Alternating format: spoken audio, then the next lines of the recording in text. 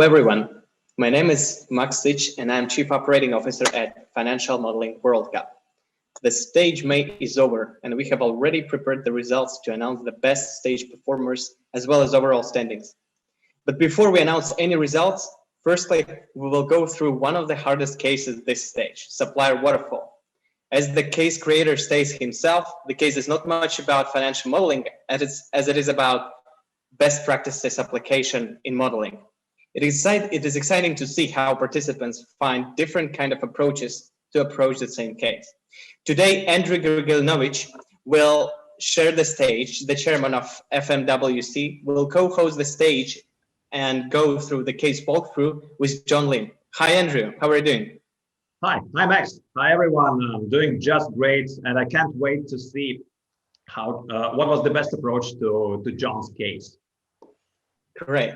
Finally, the case walkthrough will lead the Director of Financial Modeling at KPMG Australia, 2013, 15, 16, 17, and 18-year finalist in Financial Modeling World Championship, Chartered Accountant, Bachelor's in Engineering and Accounting, coming from Australia, John Lim. Hi, John. How are you doing? Hi, everyone. Hope everyone's good. Hopefully it's not too early or not too late, wherever you're dialing in. It's about the evening on your side probably, and it's about a midday for us. Great, John. Okay, before I leave the stage to you guys, I must say that I will be taking care of comments and opinions appearing on YouTube channel. So if anyone wants to share his opinion or has any questions to John or Andrew, feel free to do so and I will try to accommodate that. Otherwise, Andrew, please. Thank you, Max. And well, guys, before we start, I would also want to thank our sponsors. At this point, the main sponsors of FMWC are Microsoft, the IT giant that brings all of us the Excel for many years, and all the latest new features that were recently added to the software. And it's AG Capital, our own financial consulting company, which is the other sponsor of the event. And of course, other companies are welcome to join this great list and to position themselves as leaders in the financial modeling industry. So as for the May stage, the stage of the month of May, as usual, it offered 3 cases to solve, so worth 1,000 points exactly. For the warm-up, we have put together 10 little easy, or maybe not that easy questions on financial ratios, also solvable fast enough. But still, while trying to make the answers fast, some participants actually made errors here, and we kind of set some nice little traps to allow them to do that, so to say. Case 2, case one was prepared by our colleague Emil Saulitis, and case 2 was my creation. It was connected with calculating the net worth of a business owner. Well, actually, this was inspired by a real life project we have been recently doing for a real life client. And in this case, we have tried to show different approaches or the best practices for evaluating what's your net worth. And maybe our participants might want to track their own personal welfare over the lifetime, over the many years, to see how it grows using this little approach. And finally, there was really a great case for the third case that was created by John Lim, who's going to be giving us a walkthrough today. It was not too hard to understand, just a couple of assumptions, not too long instructions, easy to read, easy to grasp, but putting together the logic of the case required the participants to make some very good modeling architecture, so to say. So it was not about problem solving that much. It was not about putting together a huge complex formula, but it was about structuring the model the right way. So John, you will be giving us the walkthrough soon enough. But as the case author, this time you also took part in the stage. We do not exclude the case authors from participating. And this time you had to solve the other two cases. And your time was limited to as little as 54 minutes, so that to put you on equal grounds with everybody else. How did you like the other two cases? Did you manage to save time on that? I can't remember what I was doing, but I think I was in a rush to watch a TV show or something. So that actually motivated me to try and finish earlier. So I did finish a bit earlier, but I didn't even bother checking whether my calculations are correct. I think it's interesting. I really like the competition of having different cases that can target different demographics. You know, it's not all full on, you know, hardcore cases for advanced modelers. So no, it's good. I think the ratios one, you could kind of see some of the traps, like if you picked the wrong year or if you didn't do the average. Maybe I fell into some of those traps, but I could see a few where it was like that. And then the assets and liabilities one, I think it's one of those cases where, like, for example, like with the stocks, I actually did try to go into Yahoo and get the info, but it's actually surprisingly hard to get the exact info that you need. So I spent like maybe 1 minute and just got frustrated. So I just used stock history, and it was so much faster to just use Excel formula, which teaches me Excel is the best. not manually doing things, right? So right. We didn't want to discourage people from you know, to exclude or disadvantage people from for those who are not having the latest Excel version, but it's kind of important to have you know, to allow everyone to compete. Maybe it was a little bit easier for those who have kind of got acquainted with the stock history formula to make it faster. So maybe a couple of minutes saved there, but still we provided the links directly so that everybody could, you know, don't look for too long time to get the right data. Yeah, that was probably my mistake. I didn't click the link, so I just searched it, and then you can select monthly, but monthly gave me the first day of the month, not the last day of the month. So so my answers didn't work, but yeah, anyway, I managed to get it to work, so that was okay. Okay. No, it's one day I'll be rich enough to have to actually build a financial model about my own net worth. So that's my dream. Okay, all right. So then I think that right now it's probably, well, we will see how you did. Well, for everybody in this broadcast, I also wanted to mention that even by this time, John doesn't really know how he did. We do know, and the results will be announced at the end of the broadcast. So, and right now we probably want to go to John's case, and because I really enjoyed doing this. I didn't have the chance to do it for speed because, you know, I was the person who was testing the case for the stage, and I had to do it thoroughly. I believe it will be a very nice approach, or a very nice experience doing this for the speed. I'm not sure I will be doing. I could have done it better than the others. So, John, I give the floor to you to show us what was the best approach there, what was the case all about, and how the people could be doing well there. Yeah, no worries. Just let me know when my Excel actually starts sharing. Yeah, please go ahead. Okay, so hopefully people can see my Excel. I'm logged in on YouTube and I can't see my own Excel yet. So yeah, so the purpose of this case study was to do something a little bit differently to previous questions. And now other people prepare PowerPoint slides, but I'm a professional financial modeler, so I prepared my slides in Excel. So they're my talking points. I'll zoom in a little bit so it's easier to read. Maybe I'll give a bit of so I'll try to take half an hour, so it's not sort of too boring and not too long, but enough so I can go into a bit of detail. So maybe for the first section, I'll talk about how I approached the case design. I try to create something, I think, as Andrew said, that was a good balance between not having to know something specific about an industry. So if you just knew Excel and you didn't have the pressure of time, you would be able to do it. Obviously, this is a competition, so the time comes into it. And I try to do it in such a way that if you did a non-best practice modeling, so you just build it, copy, paste, change, then copy, paste, change for the next question, copy, paste, change for the next question. If you did it like that, you could actually still answer most of the questions in the time frames. And what I was hoping for was people somewhere during that copy, paste, change approach get so frustrated to say there must be a better way, that then it causes them to try to build something that's a bit more robust.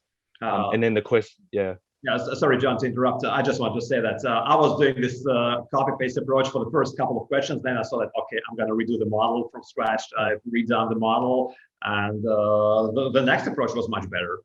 Yeah. Yeah. So, but I actually personally myself doubted that you could do a very best practice model that could cater for all the questions straight from the start.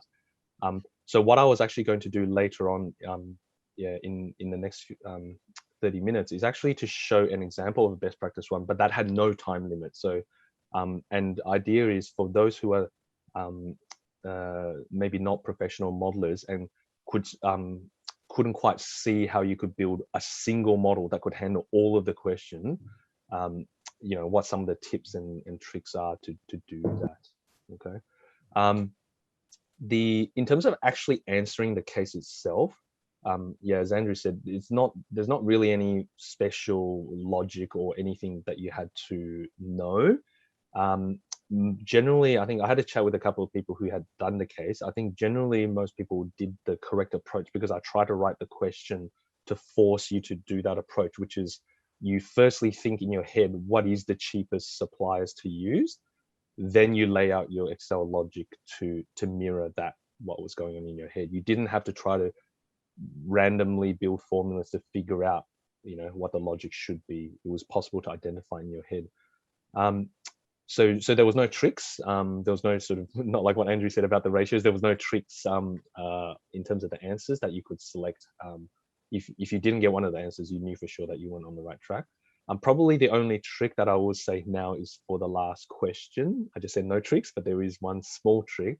I think a lot of people did see the trick, but not everyone would have. When Andrew was testing the questions first, he didn't see the trick, which was the way the questions were designed was that every single question, except the last one, the order of suppliers to use is the same order every single month. But actually for the last question, in one of the months, you should use a slightly different order of suppliers so that the total cost over the 12 months is the lowest. Yeah. So basically, what you had to do, you had to kind of give an extra amount of supplies to the not yet efficient supplier, so that he's able to get the the volume discount, right? Yeah, that's right. So maybe I'll open the I didn't save it. So maybe I'll just should I talk about the questions along the way, or if we're providing the solutions, it's probably... We will be providing the solutions, so you might just want to give the maybe just walkthrough about the construction, what is the best way to structure the model, and then just give a brief overview of how this has been solved. Maybe so I guess so I think I won't go through each of the questions and what the way to do each individual question is, but I guess on that last question, because there was a slight trick, if you look at the official solutions and you don't quite understand, feel free to just message me on LinkedIn or something. It's fine. I'm happy to explain. In terms of the actual question file, as the candidates, you would have only got up this information. That was it. So there were some supplier assumptions and there were some demand assumptions, and that was it. So everything else I have in this file is in the solutions file. And so the main thing with best practice modeling is never to do hacks. So what you're aiming for is one set of formulas that have certain bits that are either enabled or disabled depending on the situation, right? So that's the aim you're looking for, and you're looking for one consistent formula that you drag across over all the months. You don't change the formula in month 5 because supplier F, or month 7 I think had supplier F which most of you guys probably would have seen. That was the only month that had more than 5,000 demand. This month here. So month 7 was the only month that had more than 5,000 demand, which meant it was the only month that Supplier F, which had very cheap pricing, you could actually use Supplier F. So an example is you could have very quickly, if you're doing a hack, modeling approach, not best practice, you could just hardwire Supplier F to trigger in month 7. So that is a hack approach. If you were doing a best practice modeling approach, what you're really aiming to do is have a consistent formula over time, where in theory Supplier F could actually trigger in any month as you change the assumptions. Okay. John, a key question from my side, because have a look at the Supplier F data in the assumptions. So on the assumptions tab, you see that there is basically a text over here. So how would you advise people to overcome this? Because you can't really even reference a formula to a cell like that. Yeah, and what I did here, maybe I'll show that. That's actually a good segue. I call it myself like an assumptions manager. So I tend to generally, if I get client data or something like that, I tend to not directly change this. So I don't tend to directly myself, when I'm building models, like create, because what you could have done is maybe say Supplier F1, Supplier F2, and then split the assumption into 2 different suppliers. So you could have done that. Generally speaking, when I beta, so not AV, if you start changing it, I did here in terms of the best, like what I think is best calculation sheet, I then have a, let me minimize. So I have a section that I call Assumptions Manager, which calls in the inputs. And that's where I now have a second Supplier F. So I named it personally just cheap price and expensive price myself. And that's where I call up all of the various inputs from before. And the key thing I did here was I didn't reference this column here, which has the funny text. I then had a separate column here, which had the correct information. And for most of it's just a link. But for the one here, I used the left formula with value, and I used the right formula with value. Yeah. Okay, so that's how I make it kind of split this data for for every kind of supplier. Okay. Yeah. So you wouldn't bother doing this in the competition, but in terms of having a robust model, ideally you separate the inputs and what you as the modeler do to make the inputs usable in your model. And what I do with this, so I think you would see, hopefully you can see, hopefully you can see it on the YouTube, but the green is for direct links to assumptions, but there's quite a few which are not green. And basically these non-green items is the hacks or the adjustments because of a specific question, right? And the way I do that in the models, so if I zoom out, so I'll come back to using grouping, but in my particular solutions, all you do is you select the question, and then it would enable and disable certain things. So for example, if I'm on question 1, no suppliers are active, because the question 1 was just a general question that asked you which one is the cheapest supplier. It didn't actually ask you to model anything. Question 2, it said, what is the cheapest supplier to do month 1? The only 2 suppliers you can do month 1 is supplier E or F, because they're the only ones that have a lead time of 0. So only supplier E is active. And that's the way I do it. So I have a assumptions manager that controls which suppliers are active and what costs they have. Okay. And I saw that in the case there were different discounts available, and in different cases the discounts changed as well. So how did you overcome these obstacles, so to say? Yeah, so the discounts or the different rebate, this model is not an optimization model, so it doesn't know. It also doesn't know which is doing before. You as the able to load different modeler, even in my example solution, still have to figure it out yourself offline. What I did here though was it does a rough guess the cost including all the rebates, But because not all the rebates trigger sometimes, this ordering is not necessarily the correct ordering, but it's a start. Okay. And I think that's what most people did. I think most people would have taken the costs, depending on the question, including or excluding the rebate, and then from that, put the order. So the way I structured the model was, once you type in the question number, if you scroll down here, what I have is, depending on the question, different suppliers become active or not. So supply E is the first one to become active, and this is not, you don't need to do modeling because the questions themselves actually tell you which suppliers get used, and this is an example of laying out your model in a way that doesn't hack which suppliers. Okay, so what I've got here is I tested this file with someone who wasn't a modeler, and the way they approached the early questions was, say question 3, they just did supply B, supply D, supply E. Question 4, then B, D, E. Then so it's hardwired to which specific suppliers are actually being used. And so what I have instead in the example solutions is all of the suppliers are linked through, but depending on the question number, some of them are not enabled. So currently I'm set to question 2, so only supply E is actually enabled. And then with the various adjustments and discounts and so on, then depending on the question, then things get overwritten. So for example, question 11 changed the maximum order limit to be a lot smaller, to be 900. So that 900 that is inputted like this, and then on this assumptions manager sheet, there's actually a formula here that says, if that question is currently active, then load in the 900 assumption instead of the normal assumption.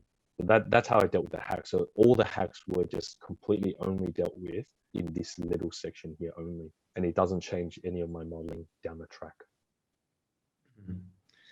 So, okay, and basically you were kind of trying to rank the suppliers based on the lowest price and try to fulfill the orders based on that. Yeah, okay. That's right. Sorry. And then the other thing that I tried to do, which I wanted to show, was the actual, how do you do the ordering of the suppliers? Because that was one of the most annoying things. If you did the copy paste change approach, every time you had to slightly change the order or something, it gets very annoying. So the way I have it in the model is, depending on which question you select, you can pick which order you would like to use. Okay, so for question 1 to 10, it's always the same order. So supply F is the cheapest if there's enough volumes for it, and then if there's not enough volume, then supply F is also the most expensive. So the way it works is, if you in my model, you can just select a different order. So you say, this one here I want a different order, or this one here I want a different order. So I've just named the various order just based on the questions. And then, so if I wanted to change the order, so I'm on supply, so I can just go, this is now supply D, this is supply C, and all my calculations later on will actually just flow through automatically. I don't have to relink anything. Okay, but John, do I get it correctly that in this case, what you're doing is basically you set these orders manually, right? In rows 87 this is to 98. Set manually, right? no different to everybody else would have to do them manually. Yeah. So I designed the question so that you had to do that. Okay. Well, in my approach that I was taking, actually, I was doing this automatically in a way that, with each new set of assumptions, the model was calculating the rank from cheapest to the most expensive, and that was probably not the greatest approach, because it still didn't give me the right answers concerning the rebates. So it could have been suboptimal, but at least a quick overview was quite okay to catch if there are any errors. So yeah, so that's what I have on the right hand side here. It's a rough approximation of what the order should be depending on if the rebate is triggering. I originally created this question so that if you did try to do that approach, Andrew, that you just mentioned, it would actually be impossible to do, because I originally designed the volume data in such a way that many suppliers overlapped in terms of which suppliers could be best. But I actually realized that would have basically made it too hard. So so rather than being an optimization problem where you have to build something to discover the optimal order, what I instead changed it to the case study is it's quite okay to figure out manually offline what the order is. So it's about just doing the modeling. That was like a quite deliberate question design. But yeah, sometimes you build models where the model itself actually has to tell you because it's just not possible for the human to work it out offline. And then what I have here after the assumptions manager, and by the way, another best practice modeling thing I think people hopefully would have noticed is the use of groupings. Those in my modeling team hear me talk about this a lot. And the idea with groupings is it helps you to navigate your model from a top-down perspective, because if you go grouping level 1, you see this. If you go grouping level 2, you can see very neat, this is the next layer of detail. Grouping level 3, this is the next layer of detail. Then only at the maximum grouping do you actually see the calculations. Actually, yeah, that's a great approach, John, and I think that our viewers might like this a lot. And really, this is something that I really recommend doing. And I adore the way you have you're showing this how it's done. Yeah, really. And there's a couple of things here. I don't think non-professional financial modelers would do it. So that's one, because most people see a spreadsheet as a two-dimensional spreadsheet. So they just fill it down and across. But in fact, if you treat this as an additional dimension, it allows you to, for example, if I'm doing a walkthrough here, I don't have to show the entire spreadsheet. I can just focus on something that is interesting potentially. So it's a very good way to do client, walkthroughs with clients and things like that as well. And then I've got another grouping here that I'll explain a little bit later. In terms of the waterfall, so I have built a waterfall that is not hardwired to the ordering. So this waterfall here, for example, is currently F, C, D, A, B, E, F. If I go over here, and I'm currently in question 2, and I change it to question 16, 16 is a different order to question 1. And the different order automatically flows out. Just like I don't need to change anything other than that. Okay, so that's the way that waterfall is designed. Now, the way I actually did that, and this would be unusual, I think, to a lot of people. Most financial models, all of us would build, has some sort of time dimension to it. So if I zoom right out, usually going across the columns, there would be time. But what I often say is don't treat your spreadsheet as a two-dimensional spreadsheet. Treat it as it's got 3 dimensions. Going down is whatever you're modeling. Going to the right is time. But on the left-hand side of the freeze, so what I've got here is the freeze panes. On the left-hand side here, don't put calculations which are not time-dependent. So time-dependent calculations go over here, but non-time dependent calculations go over here. If you do that, you find your formulas tend to be a lot shorter and a lot easier to understand. And you have a massive advantage, which is you can label these non-time dependent calculations very easily. Otherwise, to try and do a waterfall that doesn't have formulas on the left-hand side, you'll end up with very, very, very long formulas. Okay. As it is, this is quite long, but if you actually drill into this, you realize this is not really doing very much. But I instead have the formulas over here. And what I do with these formulas here is there is a match. The match over here determines which supplier should be at which based on what was inputted back here on the input sheet. Okay, so if it's supply 6, it will then pull all the relevant data for supply 6. This calculation over here on the right doesn't actually know that it's working based on supply 6 at all, because it's just looking at all the numbers on the left-hand side here.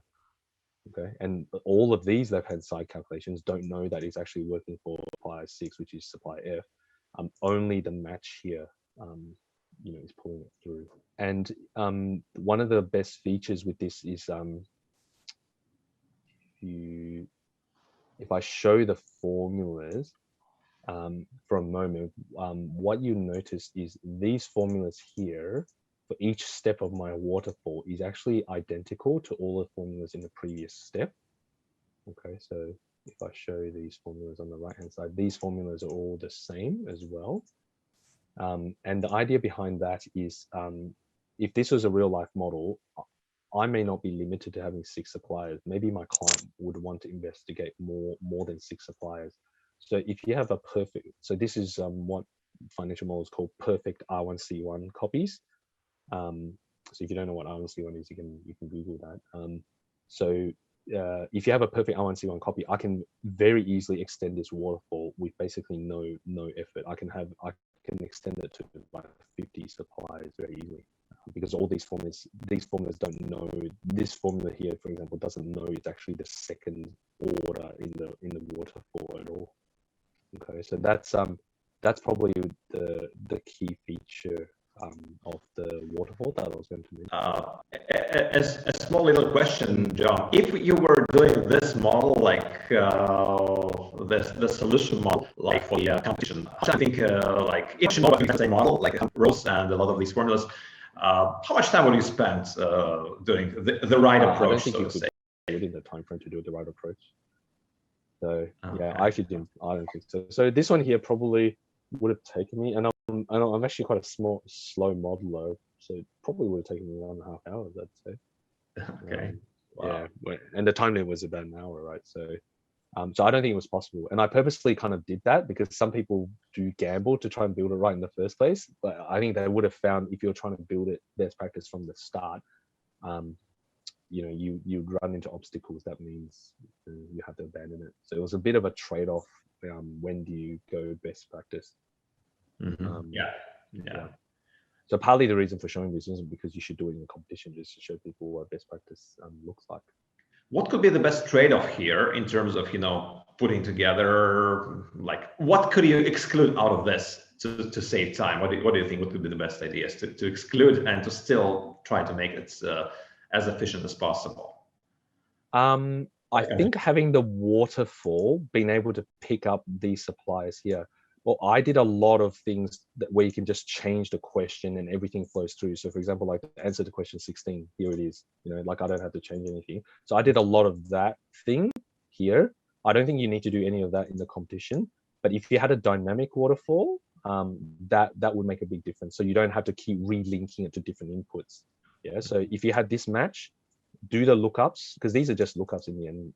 These are just index. So this is match, this is index. So together, that's the index match, right? So these are all just index matches. That is worthwhile doing. Yeah. And then having a formula here that then has the order of the waterfall.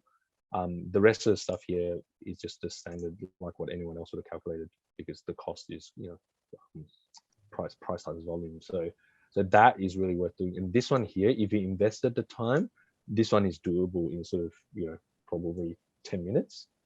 And that would have saved you a lot of time because you wouldn't have to keep relinking to different suppliers' inputs as the order keeps changing.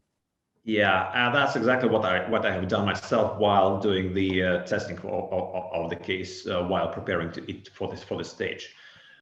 Just curious, John, in your opinion, like what would be your expectation? Probably there were quite some people who have done the case perfectly, like no mistakes. And for a person with no mistakes, what would you expect to be the best result in terms of time spent on the case? I had to guess, probably half an hour. Half an hour. Okay. Well, I don't know myself. Actually, that's a question to my team. Maybe it could be interesting for you to check what was the best score here, and maybe either publish in the comments or maybe announce it later. Because okay, John's bet is that it's half an hour. Let's see. It took me much more than half an hour when I was testing that. That's for sure. But again, I was doing it for the speed. Yeah, the question is entirely viable to do just with copy paste change. Mm-hmm.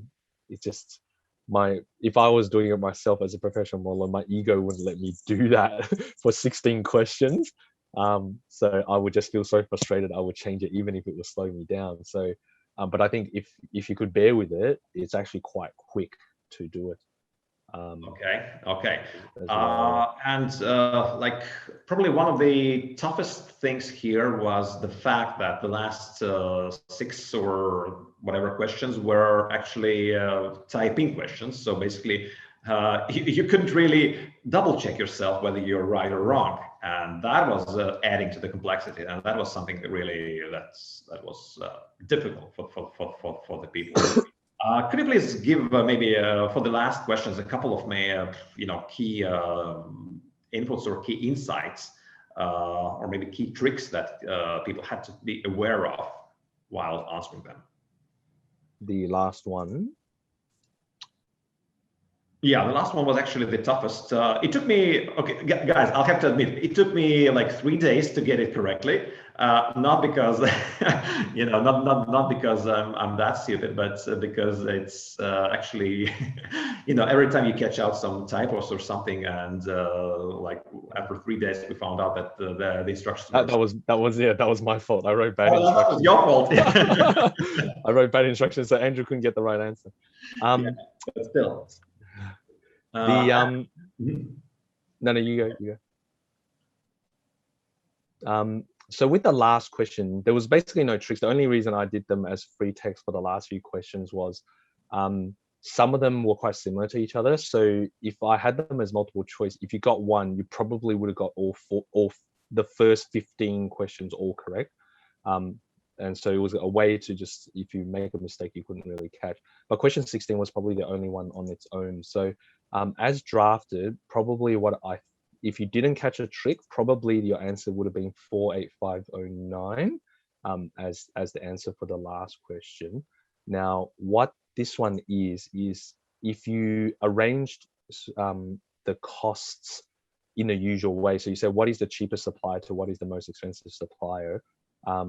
If you remember, so this one here said supplier B had a volume rebate of 4% and 2,000 units. So if you punch that in and you overrode the generic assumptions, then what you would have found was supplier, oh, is that supplier D? That should be supplier D, I think. This is one of my old that's the old version. This is that's the old version.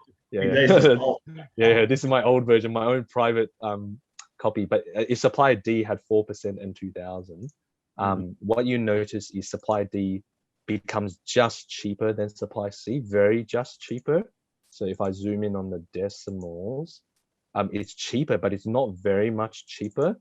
And so what most people assume is because supply D is cheaper, you buy as much of supply D as possible.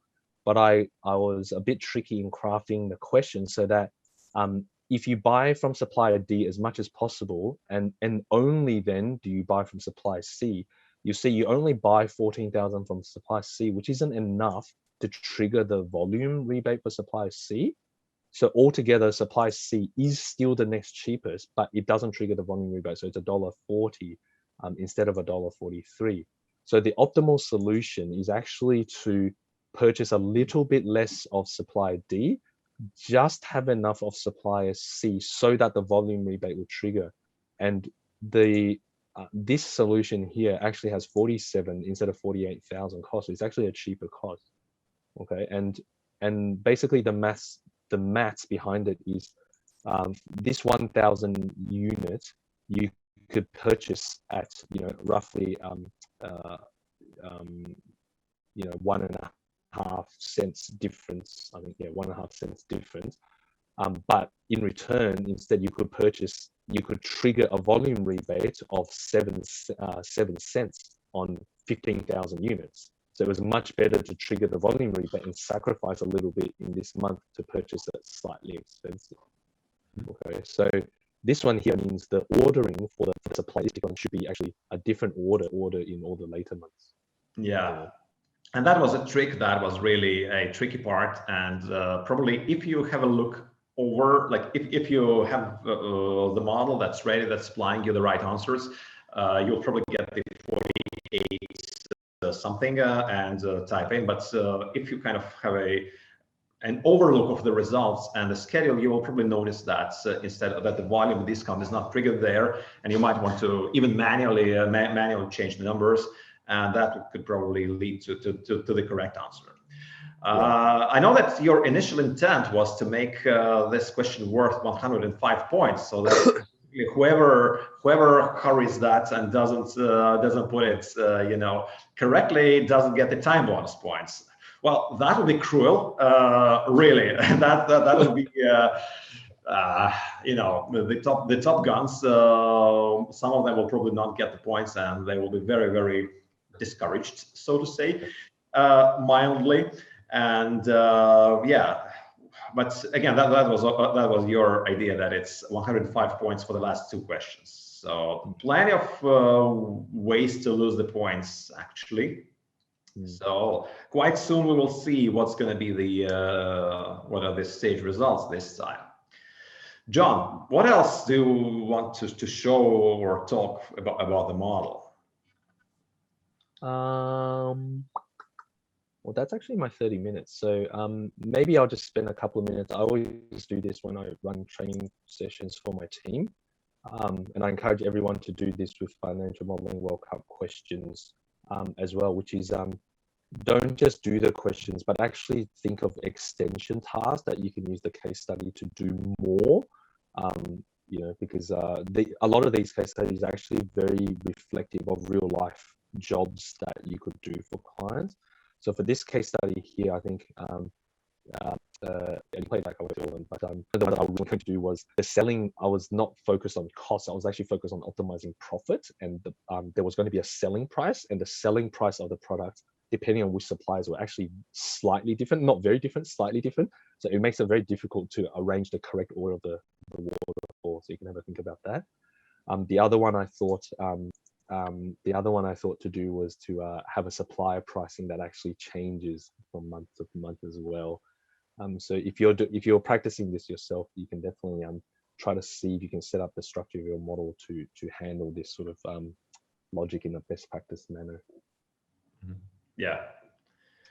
Okay. Yeah, these are quite reasonable things. These give us quite a food for thought for the next cases. So maybe not next time, but sometime in the future. Why don't we just extend this to some new heights, so to say? So, okay. Well, thank you very much, John. That's in my opinion, that was a great case and a great walkthrough. Well, everybody, all the participants will receive the solution model together with the stage materials. Yeah, don't forget to save frequently. And at the same time, John has just pressed the cancel button, not really wanting to save. So, all right. Then we are quite into the session. Just one last thing before we announce the results. I'd like to announce and to invite everyone to our next exhibitional event. So, you know, we're like the monthly stages of FMWC are very much participant oriented, and what we want to do is to have to move it to the spectator friendly format. We really want to make financial modeling as esports.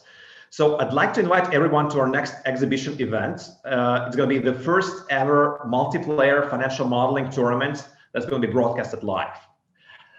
Exactly in 2 weeks from now, in 2 weeks and 12 minutes from now, there's going to be Tuesday, June 8th, 12, was it PM or AM? I always mix this thing. It's noon London time, so 12 PM, I think. Yeah, it's the 12 PM. It's a pity to be not a non-native speaker. You just always miss all these little things. So Tuesday, June 8th, 12 PM London time, noon in London. It's going to be the battle. We'll have 8 top modelers from 8 different countries around the world, from basically most of the continents. And they will be simultaneously solving the state case, and you will see the live result updates as the guys and the ladies proceed.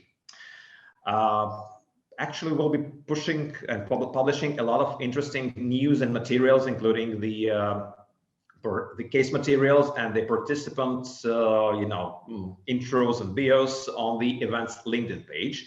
So I really encourage everyone to sign up for the event on our LinkedIn page. There is the event page inside, and our team should be placing the link to the event somewhere in the comments right now on YouTube as well.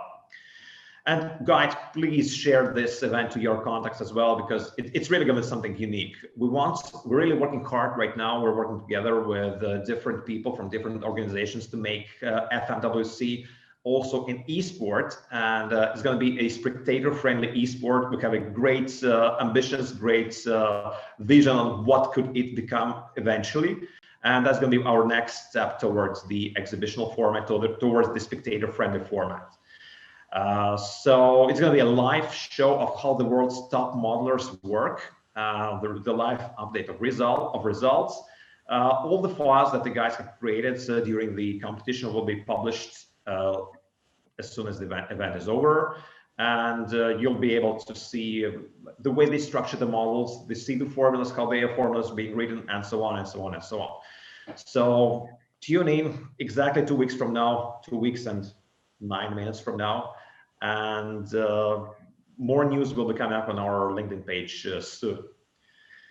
So with this being said, Max, do we have the stage results? I have the stage results in a format like this, so I could show it like that, but do we have something maybe better designed right now? No, for sure we have. And I probably can ask to share the screen, because we have prepared, it's in a more nicer format, so we can announce the top stage results and then we proceed with the overall standings. It's actually interesting. Yeah, this stage as well. Yeah, so right now is the most important part of the event. You might want to watch John's reactions as well, because he doesn't know his results yet, and let's see how it goes. So okay, so let's start. So the place number 10, Jonathan Chui from United Kingdom, 885 points. William Gerenston, the Netherlands, exactly the same number of points. Number 8, Michael Jarman from Canada, breaking to the very top. Joseph Michael Palasak from United States of America got over 1,000 of points, which means that he received additional time bonus points. Very well done. Let's see the number 5. Yeah, I'd like to add that basically it means that we have only 6 people who were able to get time bonus points, and quite a lot of participants actually they might have finished earlier, but they didn't really do it as good in the core questions. So if you don't score 900 points, then you don't get the time bonus. So it was, that was such a pity for Michael Jarman and William Gerritsen to stay like 5 or 15 points below the line. Exactly. Just reminding that you need to have 90% of points correct to get additional time bonus points. So if Michael Jarman finishes early, but he doesn't get 90% correct, he doesn't receive time bonus points. So that's sorry, a quick remark here, not 90%, but 900 points, because sometimes we do give extra points. It could be a total of more than 1,000 with some extra difficult questions, so that it's a bit more. So it's only the 900 points, the threshold. Okay, so the first 4 places, guys, that's the interest. That's where the most interest starts. So to say, the best at this stage, Samir Yigitya, number 5 from United States of America, has earned 1,040 points. Good job, Samir. Number 4, Julius Bocher from the United Kingdom, 1,090 points. Place number 3, Jeff Tan from Malaysia, 1,145 points, breaking to the very top. The number 2, Andrew, how do you think, who got to the top 2? Well, let's just see. I know, like, if there are only 2 places, one of them should probably belong to our world leader, Diarmid Early. Let's see, let's see if it's number 2, or maybe there are other strong guys as well. So place number 2, the case creator John Lim from Australia got 1,210 points for this stage. Yeah. Just reminding that John had less time to fulfill all the other cases because he was one of the case creators this stage. Yeah, basically he had to perform cases number 1 and 2 in as little as 54 minutes. So yeah, that kind of he done this in a great way, and but still he was not able to win this stage. And now we have the last place available, the last spot, the top spot for the stage. And guys, well, there are quite a lot of strong guns that could be targeting this spot. Deermit Early is the current world leader. Anup Agarwal from India is ranked number 2, so he could be a contender here as well. Come on, Max, come tell us who's going to be the winner. Now, who is there? Andrew Nye, United Kingdom, 15 points for this stage. Congratulations, Andrew. Very nice result. And actually, I don't see Dim here. Yeah, and as for the intrigue for Deermit and Anup, actually, guys, we could rank number 11 and number 12. Yeah, here are the overall standings, and the seasonal leaders are unchanged. So it's still Dim from the United States and Anup from India, who are both leading the rankings, number 1 and number 2. And amazingly, they scored exactly the same number of points this stage. So no changes whatsoever over here. And further down the line, actually, there are quite some changes, but little ones. Andrew Guy has taken over Michael Jarman by 1 place. So there is like number 3 and 4 have changed their places after this stage. Willem Garrison has taken over Yanis Reinis Beekmanis from Latvia. Again, it's only 17 points difference, and they have swapped places after stage 5. And well, John Lim, great performance this time, and you have raised from place number 10 to number 7, so 3 points up the rankings, and and you're just ahead of Samir Rasadov and Judas Butler. And by the way, Jeff Hang Siang Tan from Malaysia has had a great stage. He was ranked number 3 this stage, and he was up the rankings from place number 15 up to number 10, 6 points up. So yeah, and going further down the line, we will also show the one successful stage could bring you up or down like 5 or even more points in the overall seasonal rankings. And moving forward, places number 21 to 30. What I actually liked about this is that there is very much diversity in the ranking. So there is no kind of one country very much taking place, all the top places, but really people from different parts of the world are competing for the top prize, and there are really great minds there. So. And this comment, Max, comes just at the time when you're showing the slide with the UK and US having like 7 spots and Canada having like 7 or 8 spots on this slide. But yeah, overall, actually, the top 10 and top 20 rankings are quite diverse. What is actually nice here that we see women here as well. The Stephanie Annie Rose and Liana Garish from United States of America are also beating the top ranking. So very nice for women as well to be present. Yeah, I think these are the most animations that we were able to produce that fast for you guys. The results will become available on our fmworldcup.com website like 10 minutes after we complete this broadcast. So my colleagues nod me that yes, it's going to be there in 10 minutes. Okay. And well, that was another interesting stage. And thank you very much for joining today. Welcome to join next stages. And please feel free to join our exhibition battle next, within 2 weeks. And if we there are very many strong modelers in the rankings. So and I've had a couple of emails like I'd like to take part as well in the next one. So there will be more battles, multiplayer battles, maybe even team battles in the future. So there will be options for many of us to take part and to showcase our strengths. So it's going to be a great season ahead, and stay tuned. We're working hard to bring a lot of excitement, a lot of interest, a lot of knowledge to the industry, and we're having a lot of fun doing this along the way.